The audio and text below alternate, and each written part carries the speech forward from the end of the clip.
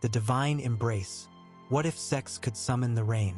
What if desire was not temptation, but devotion? In the ancient world, the body was not a barrier to the divine. It was a door. Long before sin and shame stitched themselves into flesh, there were women, priestesses, dancers, courtesans, whose touch was said to bring gods down to earth. In stone sanctuaries perfumed with incense, behind veils of silk and ritual, the sensual and the sacred became one. Across three great civilizations, Sumer, India, and Greece, these women held strange and shimmering power. Some ruled over kings. Some were traded like cattle. All stood at the threshold between myth and memory. We often imagine temples as places of silence and solemn prayer. But what if their most sacred rites pulsed with breath, movement, and moan? This is the story of sacred sex, of divine union and human cost, of civilizations that once dared to believe the gods could be touched. Sumer, where gods descended through flesh. What if the salvation of a kingdom lay in a single night of ecstasy? In the heart of Mesopotamia, where river reeds swayed like prayers in the wind, rose the ziggurats of Sumer, layered towers that reached toward heaven. And in the shadow of these monuments, a mystery unfolded year after year, the sacred marriage. At its center, a woman, draped in gold, skin scented with myrrh. She walks barefoot to the temple bed. She is the Entu, the high priestess of Inanna. Tonight, she becomes the goddess. The king joins her, not as himself, but as Dumuzi, Inanna's divine consort. Their union is watched, celebrated, sanctified. This is not lust. It is law. Without it, the crops might fail, the rivers dry, the heavens grow silent. But not all women of Inanna's house wore crowns. Thousands of clay tablets name Hierodules, temple women who served the goddess in less exalted ways. Were they honored vessels or offerings without a voice? The hymns sing of joy, of holy pleasure. But the records, those brittle remnants, speak also of obligation, of debt, of silence. Here in Sumer, flesh and faith are inseparable. But the line between reverence and control, that remains as shifting as the Tigris in flood. India, the Devadasis, and the dance of surrender. Can movement be a prayer? Can a gaze be divine offering? In the sandstone temples of southern India, gods do not sit still. They dance. They shimmer. They awaken through rhythm. And so do the women who serve them. The Devadasis, servants of God, were dedicated to temple deities, often as children. Trained in music, language, and the sacred dance of Bharatanatyam, they moved like flame in the wind, each gesture steeped in centuries of ritual. To watch a Devadasi perform was not to see art, it was to witness transcendence. Her hips echoed creation myths, her eyes the yearning of the cosmos. In the time of the Cholas, Devadasis held wealth, status, and spiritual authority. Some were advisors to kings, others composed poetry still sung today. But history is not kind. As empires changed, so did perception. Colonial rulers saw only sensuality, not sanctity. Reformers, both Indian and foreign, blurred the dancer and the prostitute. And slowly, what had once been sacred was shamed. By the 19th century, the temple was no longer a stage for divine ecstasy.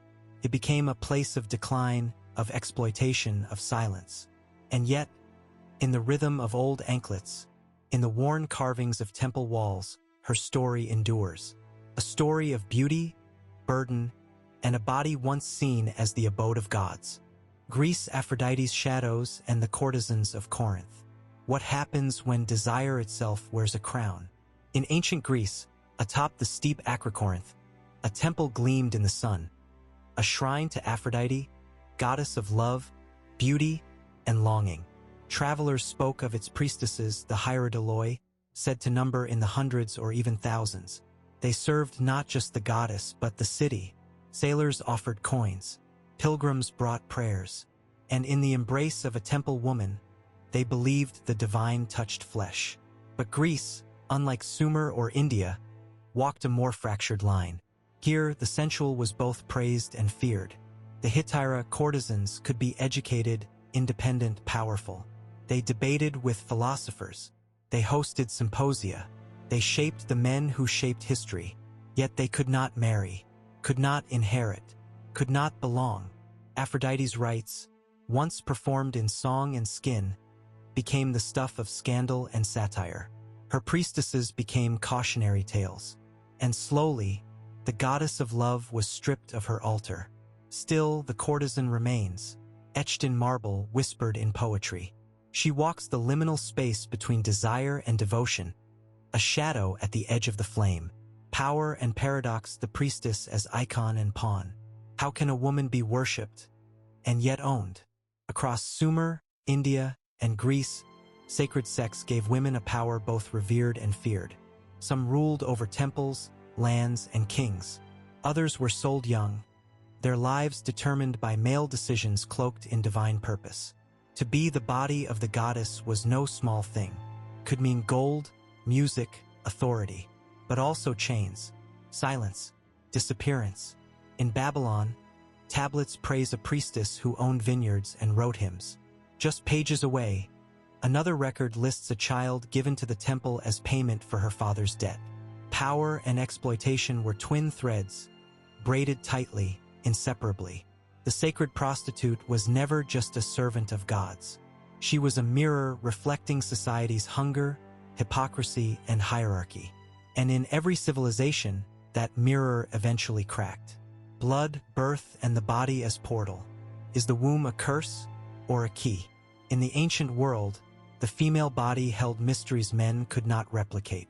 Menstruation, birth, pleasure, pain, creation itself.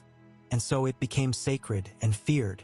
In India, some believed a Devadasis blood could bless the harvest. In Sumer, the sacred marriage echoed the cycles of moon and womb. In myth, Inanna descended to the underworld and rose again, reborn, like all life, through pain and passage. But even as the body was revered, it was used. Many temple women bore children. Few were allowed to raise them.